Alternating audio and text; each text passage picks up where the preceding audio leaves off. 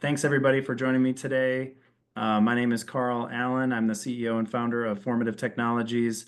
Excited to have you all here to join us for another one of our webinar series, which is the theme is Reimagining Student Mobility. And today we're going to talk about direct parent payment as a mobility support, which is something that we've been working with some schools on this new concept the last couple of years. It's something that is, I think, taken off in some respects in different places as kind of a reactive mode of support for some families where there's been driver shortages or other reasons why folks have been using this. But I think we're talking about this now more as an active sort of support that that districts can use and LEAs and charters can use more intentionally as a strategic way to differentiate transportation. So, but quickly about Formative and about who we are. And hold on a second. I think I'm still, I think I'm still in multiple screens here. You're seeing multiple of me. Is that what you see, Debbie? Yes. Gosh. Yeah, you're Okay. at the top end. You're on the side of their I'm slide at the deck. top. Yeah, on the side. All right. Let me see here. But Carl, the bulk of what we see is on the left, your face, and on the right, the slide that has the mission and the vision. Yeah. Yeah. Okay. Let me try one more time here. I just don't want to have too much of me. Not too much of me. We want it to be about you. And okay. All right. I'm gonna keep going. Formative is a multimodal student mobility manager, and this is our mission and our vision. We think multimodally. That's kind of what this is all about. And then just beyond the yellow bus, beyond traditional buses and vans, what are all the ways that we can provide supports to families and remove access barriers to give them access to opportunity? So that's what we're about. Our work spans both tech-enabled managed services and also consultative work. So now we're working in a number of cities. You're going to hear from a couple of folks from two of those cities. This says Hilton Head, but that's kind of the nearest major area where Gavin and Meeting Street is near to. But you're actually in Hardyville, South Carolina, and Debbie representing Phoenix, Arizona.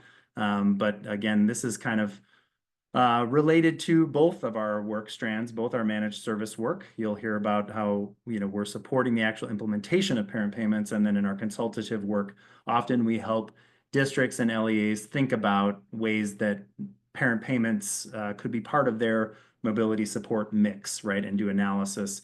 Therefore, the kind of the case studies that we cover in these webinars, the subject matter, the different ideas that we've got about the future of student mobility. These are things that now we've been publishing on our website, which is the Student Mobility Hub here. And so folks are invited to go there. We post our webinars there. We've got a lot of interesting case studies there as well to share. So that's Student Mobility Hub at formative.org. So invite folks to check that out. Okay, so today we're going to talk about parent payment, and I'll just start. We're going to get into the conversation with Debbie and Gavin, but I'll start with talking about how we have managed it just in the broad sense. And so we've been working with a partner that's called Check or Check Spend. And this is a platform that we've used. There are other platforms out there, but this is one that we have used to help support these parent payment programs. It's a digital payments platform where it is kind of an agnostic, just payments, a way of facilitating payments to families by way of these digital debit cards. They also have a physical card that you can give to families and fund by way of their platform. But in our work with different schools, we pay it based on different business rules, based on different eligibility rules, and the way that we're using it ranges with some of our schools to just a couple of students or a couple of families to a few dozen to one partner. You'll hear from Gavin, for whom that's the only mode of support that families are receiving, and some for whom it's part of a mix, but it's a much larger part of the mix. And the payments range depending on the goals and the rules and the budgets of the schools that are doing it. And there's different reasons and justifications for the different quantities that we might pay or that a school might decide to pay their families. And we're just helping schools to kind of come to those rules, come to those criteria, and then we help implement the program based on the rules and the criteria that they define. And again, that might be based on federal mileage reimbursement or some other criteria. The interesting thing about Check and how we've been able to run this program with them in partnership is that it is a business-to-business grants disbursement platform. And so there are some baseline restrictions that the platform enforces. For example, age-related expenses, purchasing tobacco or alcohol and so on are not allowed they can't use the card on those kinds of expenses. And then it also has some interesting flexibilities to be able to restrict spending further so that it could be a very narrowly restricted grant. And so this is another way that we've made these parent stipends so that they're not, so that parents then don't have to declare them as income, and that simplifies the experience for the schools paying them out, that they don't have to keep track of each parent as a separate contractor and issue a 1099. So once again, where we're working with schools will help them set eligibility criteria. They'll set it based on however they want to set that criteria. And now I think it's harder to see these slides now, huh? Let me try one more time to make them bigger. We will set the, actually, let me just stop my screen share and see if I can kind of reset. Now I see you, Debbie. Hello. Now we have the Brady Bunch. I see all four of us. But a moment ago, I saw the screen there. Oh, now I see it again. I think we are solid to go there, Carl. Perfect. We're back and it's good. Okay, we see the full screen. Good. Okay, so now this is bigger. We help the schools set eligibility criteria. It's theirs, who qualifies, what the amounts might be. It's often, and you'll hear in both these cases, based on attendance. So the district or the LA will monitor attendance, perhaps other metrics, and then we will take that data, determine who's eligible. We invoice the district as to how much we need to pay out. We load that money onto the platform, and then we facilitate the payouts onto these cards, and then families are able to use the money. So that's kind of how it works. And again, we see it as an interesting part of the mix. It's an alternative kind of support that schools could offer to their families. It makes sense in our view when it can take the place of something that might be more expensive. So if you have a family that, if you've been offering van services that might, cost on the order of $50 to $100 per student per day or more, and a family is willing to accept parent payment in lieu of that van service, then it's a real money saving opportunity. Or if you've got bus routes where there's a lot of far outlying families, for example, where you could essentially allocate a disproportionate amount of the cost of a bus to a set of families that are far out. And if you could get those families to accept parent stipend in lieu and they're able to transfer their own students, and then it allowed you to consolidate a bus, then it would present a real cost saving. Or if you just have no means of supporting families in any other way, either because the way you're funded or the way regulations or the size of your school and so on, and you'll hear a bit about that from Gavin, that this is a way you can provide some support to families. Then linking it to attendance, it creates a nice additional incentive to have families, students attend, and gets families really engaged in that effort. And then for schools, we've encountered schools that have already been doing it. So they've been trying to manage a program of their own by cutting checks and keeping track of all this information, managing parent payments. And so the way we're doing it as part of our tech-enabled managed service, just kind of making that an easier process for schools that want to partake. So without further ado, I want to introduce Gavin and Debbie. They're the ones who I want you all to hear more from and about their experiences. And so Debbie joins us from West Mech in Phoenix, Arizona. Gavin from Meeting Street, Jasper, and Beaufort, and you're soon to undertake a rebrand, I know. So you could speak to that if you like, and from Hardyville, South Carolina. And I'm going to let each of them, we'll start with introductions. Maybe Gavin, can I have you start and just take the first bullet, talk about how the program currently works, tell a little bit just about your school. I'll have Debbie do the same, and then I'll kind of take it from there. Yeah, absolutely. Thank you, Carl. And you're right about the rebrand. We are transitioning from Meeting Street, Jasper, and Beaufort to Heartwood Community School. So we're going through that rebrand. But through our program, depending on community, how relevant this might be, South Carolina is very car dependent. I mean, as far as it's not exactly a grid layout with a lot of crossroads, it is very much like a tree branching off. And so because of that, transportation plays a very key role. Moreover, just in terms of also commuting to school from that kind of the stem of the tree branch there. And we're also in a very developing area, key emphasis on the verb of that because it is ongoing. And with that in mind, we have a lot of students that are coming from close and afar, but really ones that are either pursuing higher quality education from afar, so that parents that might be going out of our way to our school, or even the ones that might be in brief commute. There's a lot of incentive just from our transportation policy alone, let alone the quality of our education. We're a public tuition-free charter here in South Carolina, and I'll tell you more about our uniqueness and furthermore with this. But I'll pass the baton to Debbie to share her fair share of introduction. Thank you, Gavin, and thank you, Carl, for having us. I am working with WestMech. WestMech is a career technical education district in primarily Western Maricopa County in Arizona. However, we do service over 3,000 square miles of students who attend 50 different high schools throughout the area. And it's not just Phoenix, it's primarily outlying cities, actually, all around Phoenix. And so that has presented a difficult opportunity for students to get to the campuses. WestMech only has 4 campuses and 3 partner programs with our community colleges where they meet. So there's 7 places that students need to get to throughout Maricopa County, but they're coming from 50 different high schools. And so our parent payment is really just one of the options that we utilize. We did not use it at all last year.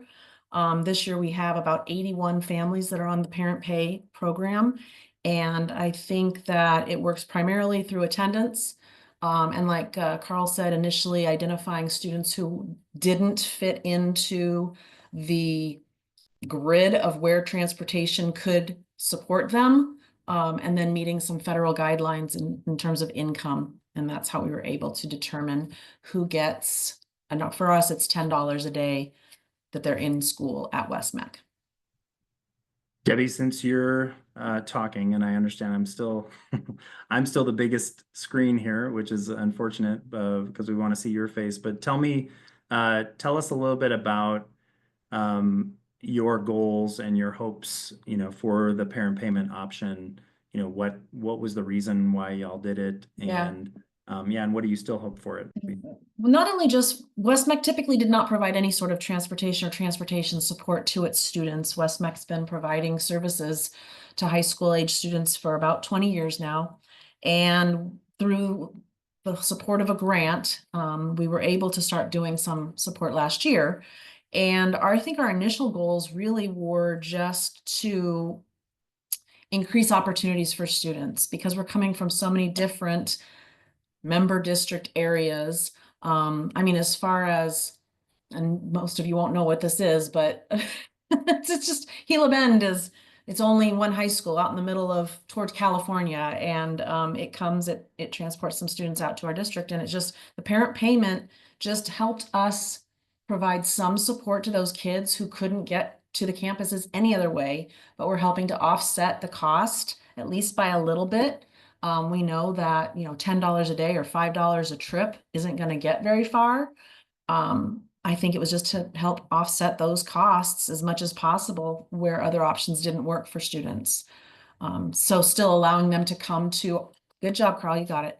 Still allowing the students to be able to participate and attend and not having to drop out because they are getting some form of support for transportation. It's not as good as an actual ride in some cases, but for some families, it works just fine. Okay, and how about you, Gavin? Tell us a little bit about, yeah, what the initial goals were, what you'd hoped for the program, and what it could accomplish. Yeah, I say the program accomplished more than initial goals, because initial goals was, frankly, just as a very new startup school, was to allow for transportation methods beyond traditional school bus format. But a whole benevolent factor that we didn't even contemplate going into it. To everyone listening that might have students that might have, let's say hypothetically, high truancy issues or just frequent delays with this one. We had, for example, we had one student whose family sold car, got into a car crash, was completely totaled. And at first they're like, well, how do we get, students to school, this and that? Um, we don't know about the affording of it, but we were able to very effectively articulate that not only does the stipend subsidize the new car payment that they were acquiring, but also because they're a little bit so we're at first, we connected our whole database of students of where they're located, and we were able to find, well, hey, you have another student in your, not too far away from you. If you were also to bring that student and carpool together, your stipend would double. So for a family who's enduring financial hardship from car payments, a large part of it in their mind was subsidizing it, and that was very persuasive, not only to encourage that, but also bring another student. So it's helpful for truancy issues. And for another student where we were just dealing with frequent late arrivals, we were able to connect them with a student who was, their parent was getting a stipend that was incentivized in part by that stipend. So they had a motive in terms of carpooling that student to school. So we're getting better attendance on time rates, as well as altogether avoiding students unenrolling because they have various obstacles. It's in encouraging families. So our original goals were simply just transportation in a very basic sense, but we're realizing these supplementary benefits beyond then, which I think this plays a role both in terms of truancy, delays, as well as just frequent accountability for families that is incentivized through this program. And Carl, I think you might be muted right now. Oh, yep, here we go. Sorry, I just wanted to throw this up, Gavin, and see if you might comment on, this was a map that we created initially when we were workshopping what might the eligibility criteria be for families. And I think, initially this was, even before you joined, there was the conversation, right, about the focus of the support was going to be for families, the furthest out families. That was the initial set of goals. And so I think it's an interesting example of how you could use a boundary, to set kind of eligibility criteria, but maybe then talk about yours and your team's decision to open it up to everybody as you saw the benefits that it was providing, and just kind of how the goal shifted to, you had this initial goal of supporting these farthest out kids using the boundaries, and then you realized it was something you wanted to offer more broadly. Yeah, so to everyone listening, as Carl shared, this originally was our boundary, this parameter you see here last year, where people outside this zone got the eligibility for the stipend. But this year, we actually expanded to all students regardless of address, whether they lived, 20 miles from the school or 2 meters, And the big benefit, I think we realized by expanding eligibility to everyone, beyond the obvious of enrollment, but also going back to the carpooling aspect of all, because I think it's no surprise to anyone here that families talk, and families often hear, oh, my student is going to X school, having a great time. I want, my child who's a friend with that child to go to that school.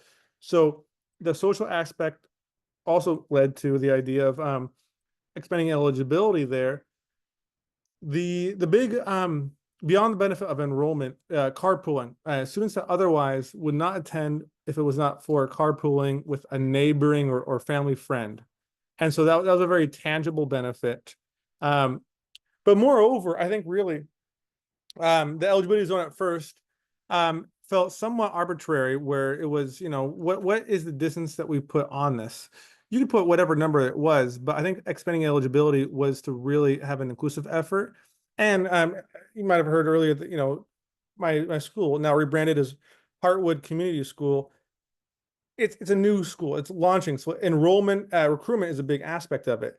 And so I think expanding that, having no context there is helpful because we're such a developing area. Luckily, Carl did a great job of putting our school campus perfectly on map. It's only on Google Maps right now. We're not even on Apple Maps. That's how new our development area is. So I think by expanding eligibility, it avoided the questions of am I available if not?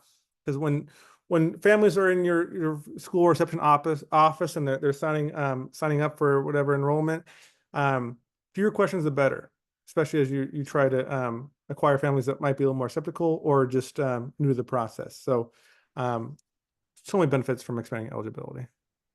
Thanks for that, Kevin. Now, Debbie, this your context a little bit more unique and complicated, and this is an abstract model of it's not exactly what the Right. decision tree was, but representing, that we had a set of options that that you wanted to offer. We're working within a budget, and we sort of had this, series of decisions that we would make, and Right. we continue to make, looking at each student before we would decide, okay, parent stipend is the right option. Maybe could you, Right. yeah, speak a little Yeah. bit about this and kind of, and And even maybe the income this, threshold that we talked yeah, about this too. kind of goes with the variety of options that we do utilize, working with formative, but also working with our districts that are, we call them member districts that are all a part of the West Met community.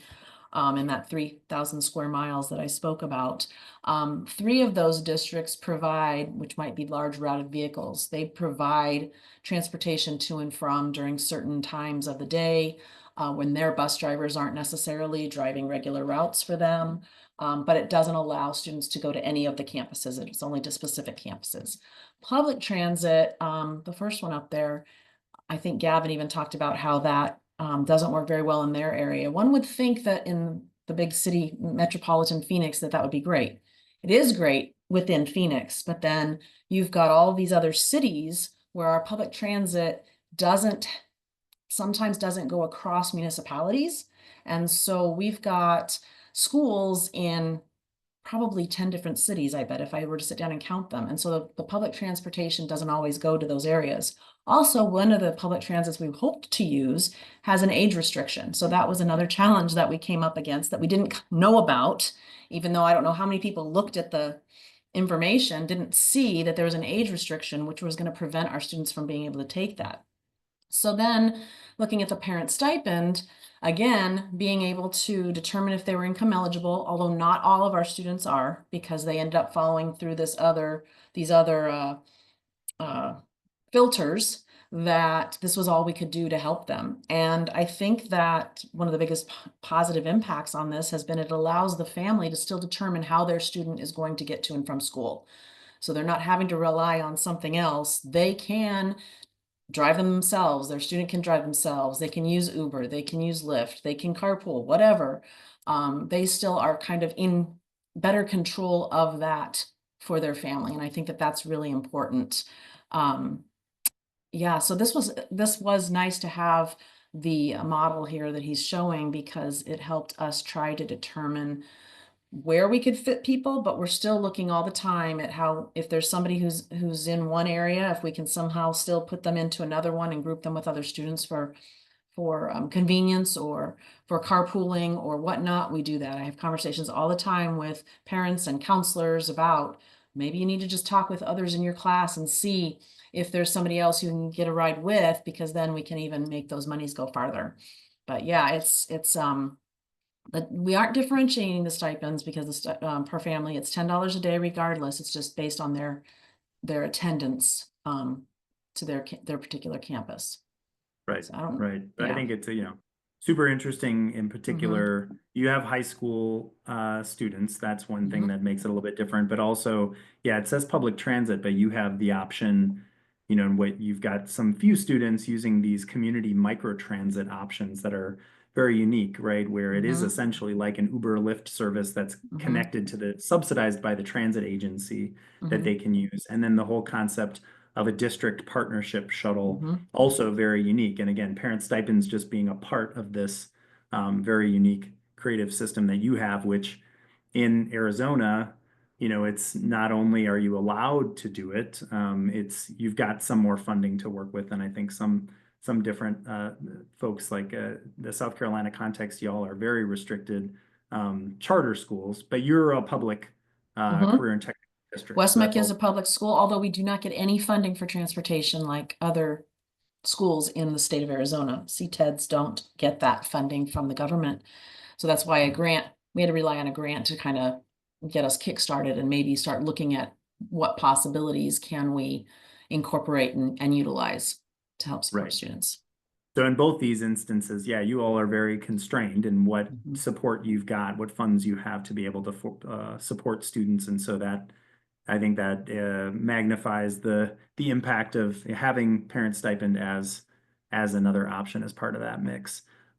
So each of you spoke about a little bit of the positive impact.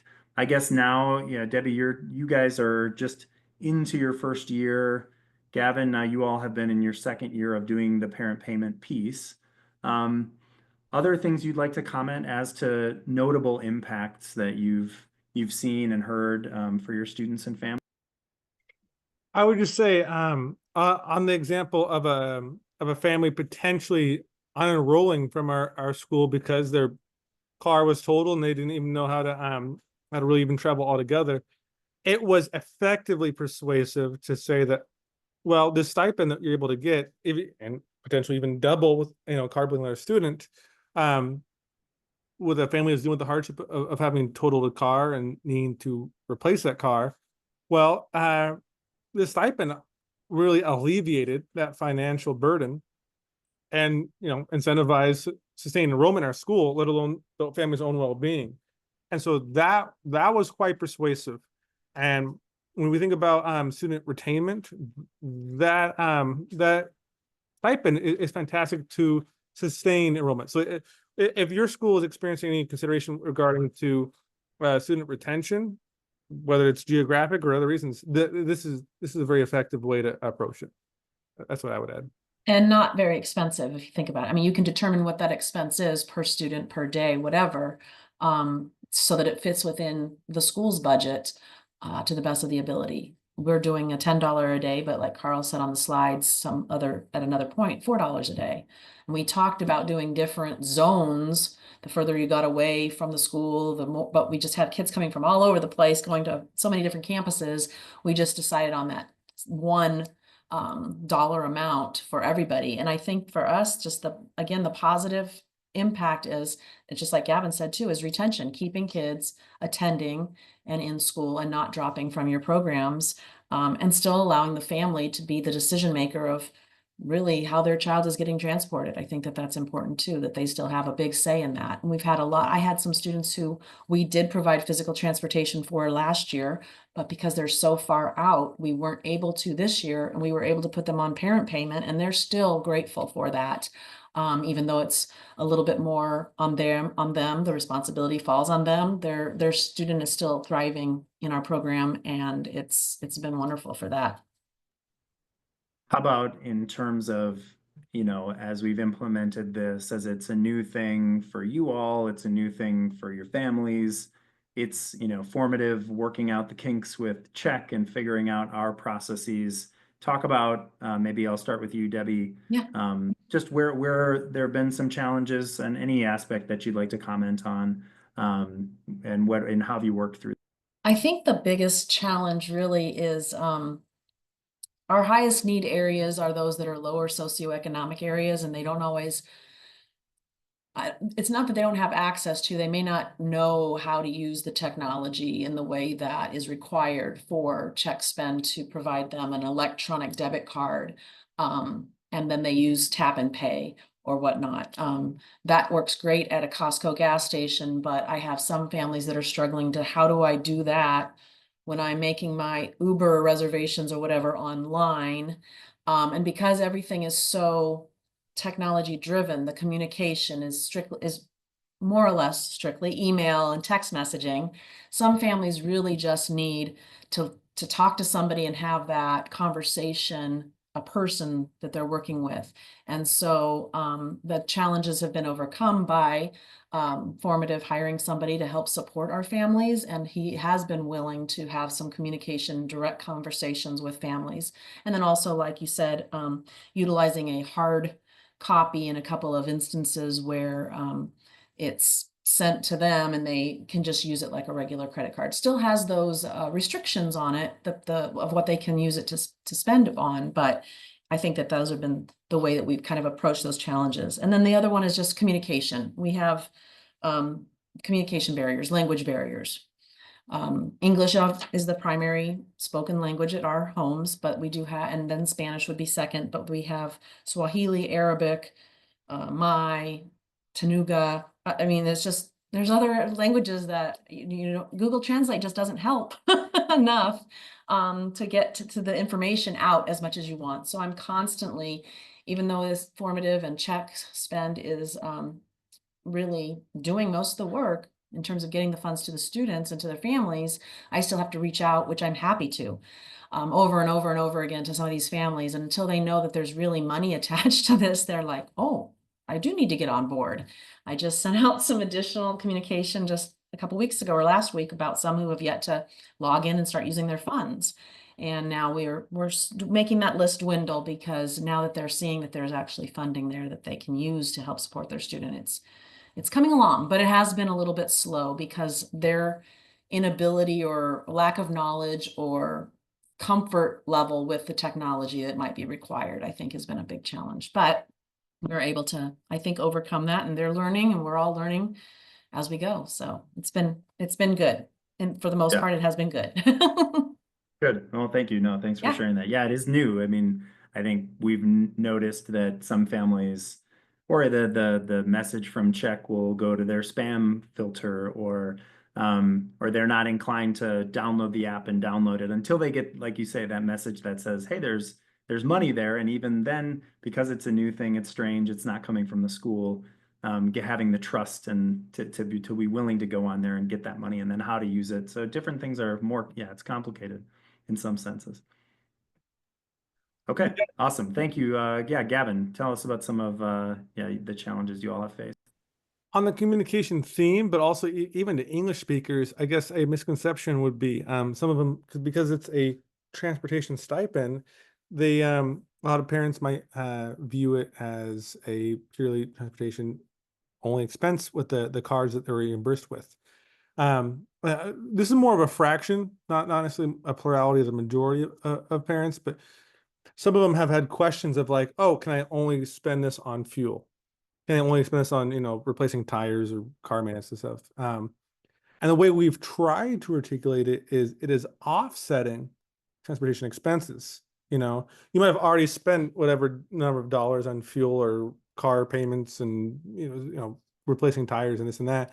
But we're offsetting it through this card. But because the expenses are going on a separate card, I think there's just a handful of parents that because of that idea that it's on a separate card, that card has to be only used for those certain expenses. So we've tried to articulating to those families that, no, this is offsetting what you might have already bought or might potentially will have to buy because, there's general maintenance. I would make an analogy to a pizza delivery driver, where this is my second job in high school. You got paid every time you did a delivery because whatever number of fee you might spend on the car, there's also just wear and tear on the vehicle. There's other expenses you're going on. So the stipend is very similar to that of maybe you've already spent that, maybe you will, but it just happens to be more of like a gift card that you can spend, but it's offsetting previous or future expenses with a certain algorithm at play. So similar to Debbie's comment on just the communication thing. Regardless of family's background, that's been a communication obstacle Education. I think it's educating them what it's all about too. Exactly that. It's a new concept, so it's Mhm. a lot of people are new to it. Absolutely.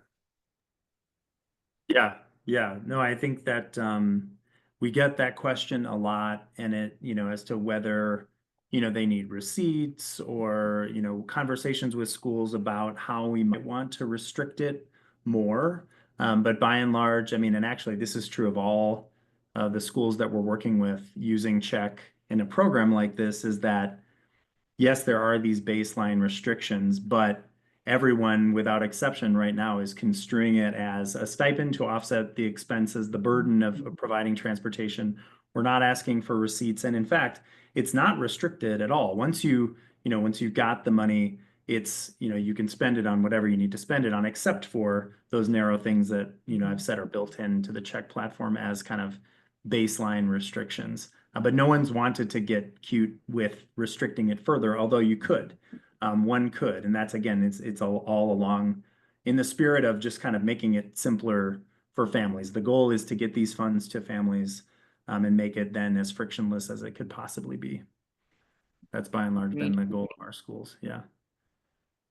And I Good. liked, I kind of like too how Gavin said, because I've said the same thing, offsetting the cost of offsetting the cost of transportation. So if you've already spent your funds that you had available this month on transportation, then no one's going to fault you if you go and purchase something else for your family that you need to get them to and from school, because they still need to get to and from school and be healthy and happy doing so. So. Yep. Okay, so we've got, well, thank you for all of that. A few maybe questions from folks that are on the webinar. I'm wondering maybe each of you could just give a sense of the scope of how many families you've got on the program. I think Maybe I Debbie, have would you start? 81 right now. Oh, geez, And that, hard to estimate, but I'd probably say the same number as Debbie. Yeah. Okay, and is that maybe a sense of how that is as a percentage? Gavin, and it's the entirety of your school for the most part. Yeah, absolutely. Yeah. I think we're rocking 88 students right now. And yeah, I imagine if not 81, higher than that, it's rather universal. It's hard to say no for the program. So it's extremely popular, absolutely, and widespread. And I would just add, just given the this urban design of our area, where it's hard to have an efficiency of commute to an urban area, it makes all the more sense to have it if people have to go a little bit further distance to our campus. So yeah, pretty much universal for our students. and I can't say a percentage by any means. I mean, I could. It's a small percentage, really. Maybe 3 to 5% of students are on this. But it is so new. The whole idea of WestMec doing anything for transportation is only a year and one full school year and 3 months into it now, 4 months into it. So yeah, maybe 3% or with the parent pay piece, but we are supporting in other ways, almost 260 students this year. So that's a better percent, closer to like 10%, so that's good. Yeah, so that gives a sense. Yeah, there's a huge percentage of your school that gets the Something. students they're not provided anything, a large percentage. Oh, And most, yes. historically they weren't. Yeah, they just had to make their own way. Yeah, that's very interesting. Yep. I think, and with the other schools that Formative's working with, again, it ranges from literally we have, a school that started with 1 student, another with 2, one that regularly has a couple of dozen, and yeah, going to a much larger percentage of families that are taking part in the program. And with WestMec too, just for sake of context, we do not offer diplomas to students. It's a career and technical education school district, but they actually get their core content and diplomas from their home high school that they attend. So that's the other piece that makes it a challenge for us in terms of scheduling when class times are, because we can't take them out of their home school too early or get them back too late, things like that. So, yep. Okay, another question is, how are you verifying attendance for payment purposes? And maybe as an extension, yeah, how strict are we on attendance? Are we verifying that the parents are driving them in? No, it doesn't matter. I think that's part of the thing. If they're in class, if their teacher takes attendance and they're there, then they're there. It doesn't matter how they got there. It doesn't have to be their parent took them or a family member took them or they drove themselves. It can be however they got there, they're getting the stipend for that day. And then every first of the month, I look at the previous month and then send you guys the number of days that everybody was in attendance.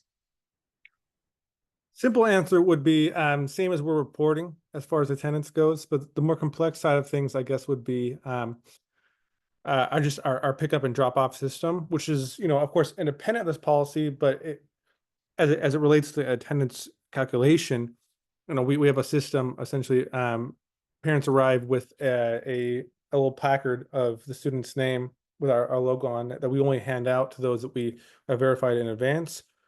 Our school right now is only lower elementary. I imagine this would change as we're expanding our campus. We're adding more grades as time goes on, but we have to do a little bit of just because of our focus age group, more efforts on just kind of verifying that the pickup individuals are verified and stuff. But and we're also smaller compared to Debbie's campus by a great magnitude.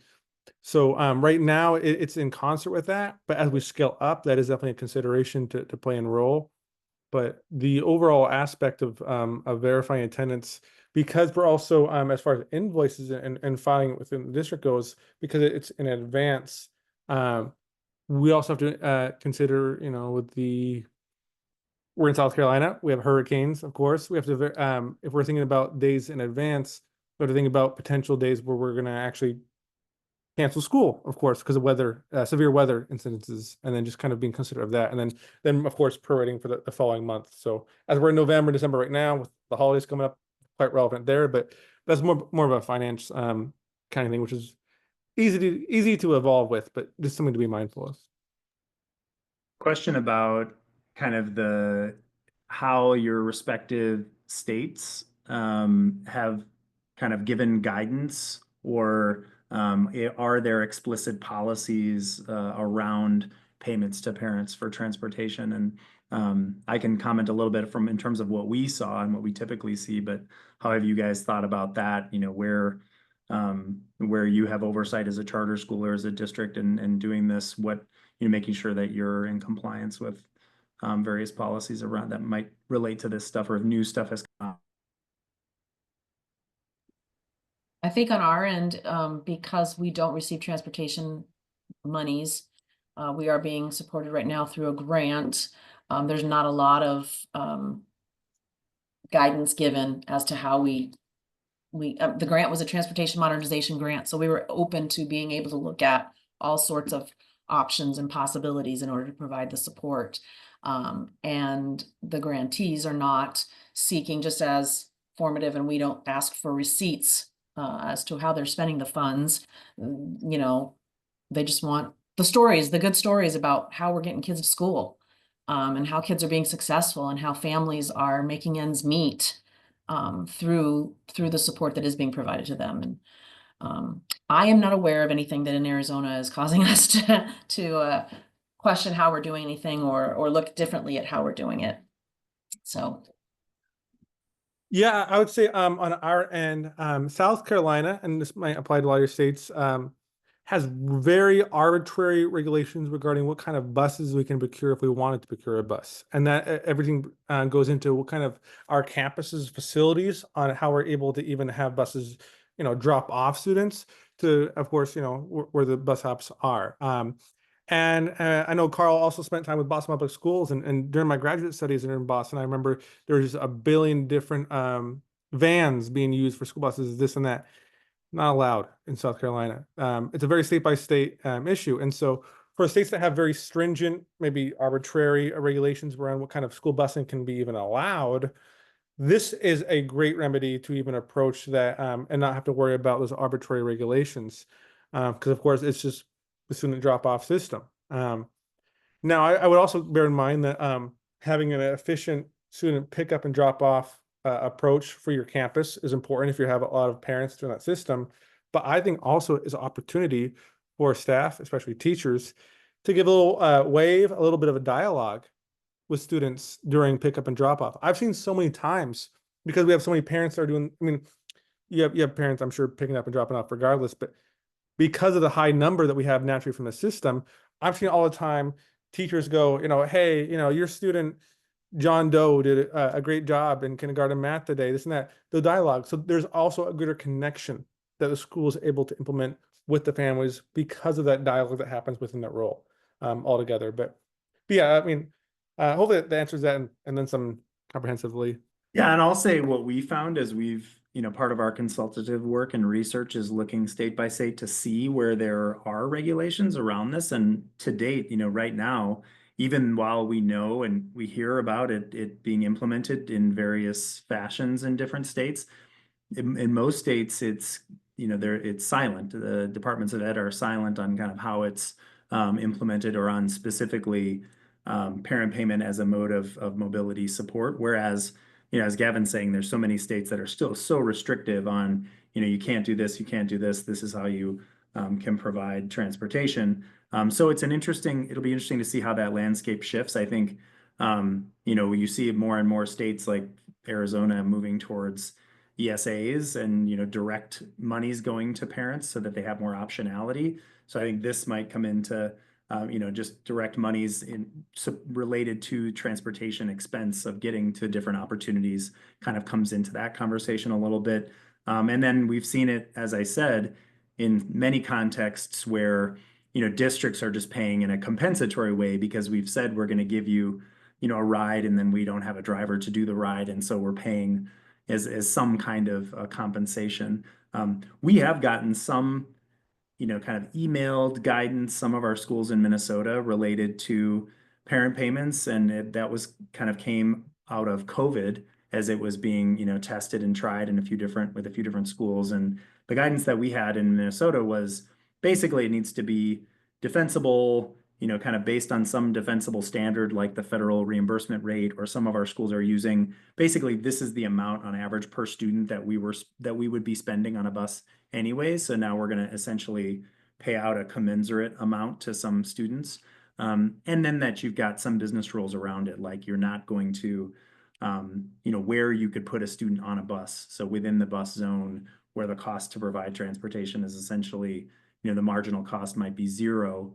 We're not going to pay those families, or if they're in the walk zone. So I think it hasn't come out, the state of Minnesota hasn't come out with explicit guidance, but we've taken the guidance we have received as a way to say to our schools, okay, let's have some sensible, eligibility criteria, some rules around this. Let's make it defensible. And then, should something change, we've got this to show that, hey, this is how we've been implementing this program. So it's an interesting landscape out there. And again, it's hard to argue with the economics of you're going to pay $100 a day for 2 students to ride a van or a hop, skip, drive vehicle or something.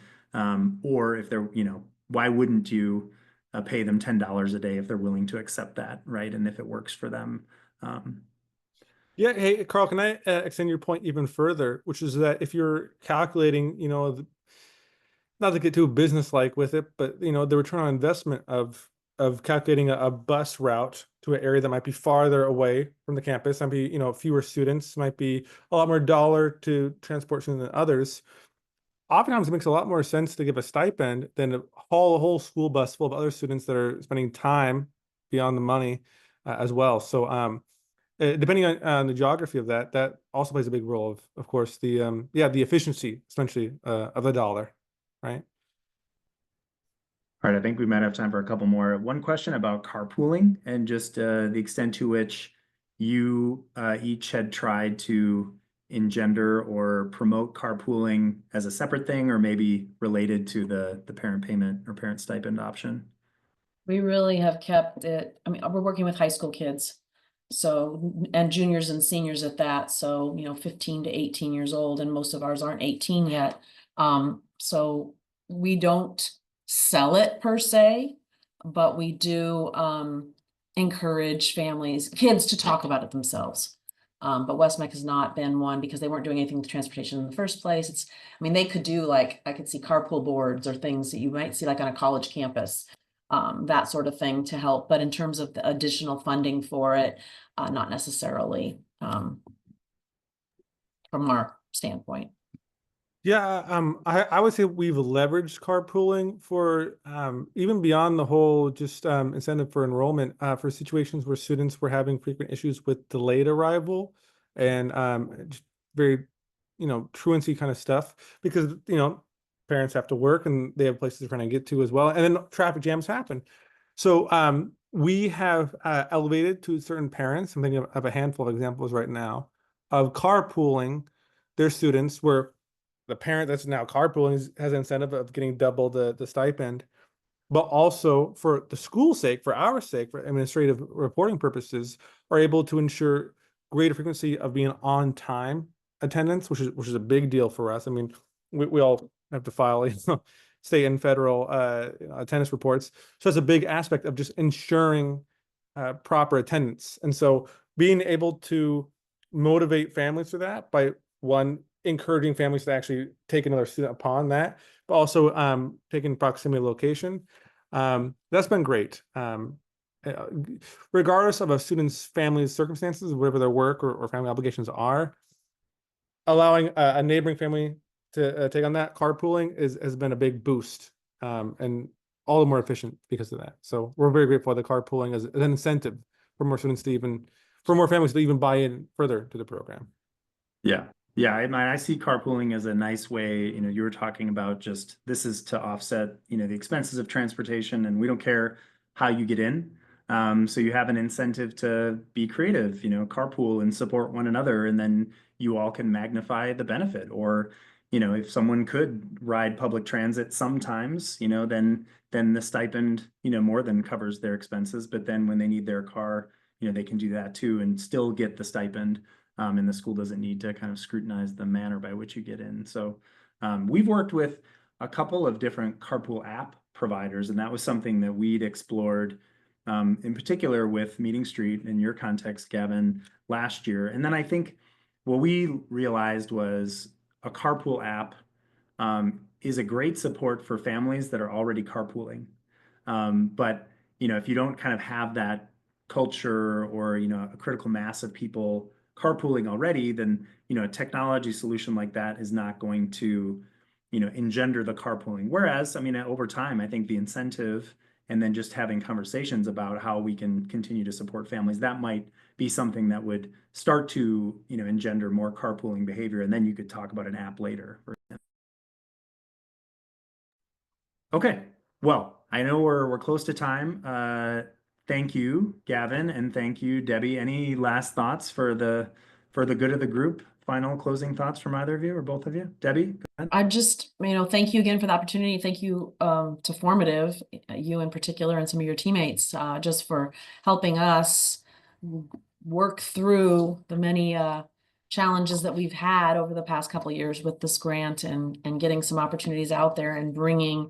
I know you wanted to do parent payment last year, and we just weren't ready for it, and we were able to put it into play this year. And just thank you for sticking with us and helping us make our way and feel the aches and pains together with us, I guess, for lack of a better term.